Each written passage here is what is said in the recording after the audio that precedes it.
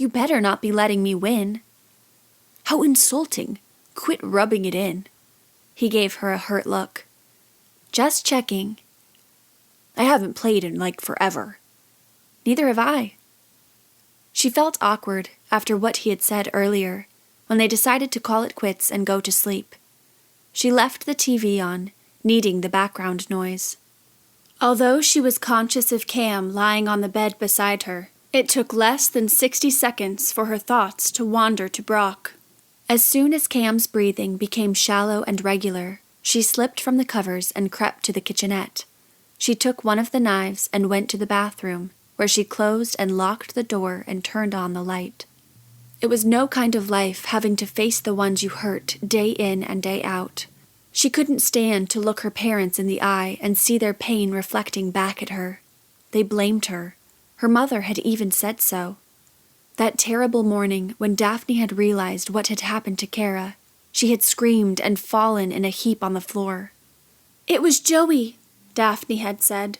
"I heard him go in Kara's room. I heard banging." Her mother's face had stretched into almost comical proportions, her eyes wide as she had asked, "You mean you heard and did nothing?" Daphne just now had this thought. Extreme responses to comedy and tragedy look the same. Daphne had fallen in a heap on the floor and had wanted to curl up and die, too. "You mean you heard and did nothing?" her mother had said. The words played over and over in Daphne's mind. "You mean you heard and did nothing?" Kara would be alive if Daphne had gotten out of bed that night, and Joey probably wouldn't have gotten so sick. Everyone's lives were ruined because she had done nothing to save them. But she'd been happy for the first time in 2 years here on the island.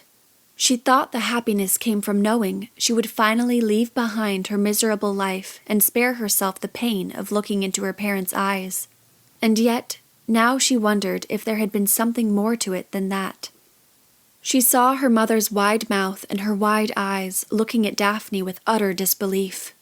"You mean you heard and did nothing?" Her mother blamed her for Kara's death, even if she tried to pretend otherwise later. Kara was gone because Daphne had been too lazy to get out of bed. A silent scream pressed against the walls of Daphne's skull. She was the scream, and she wanted out. She took the steel blade of the knife and held it to her wrist.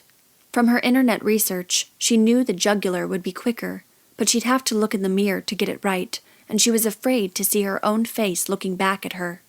This way, she could lie on the floor and not have to fall and hurt herself. The pain would be brief, according to the research. Soon, she'd go into shock and feel nothing.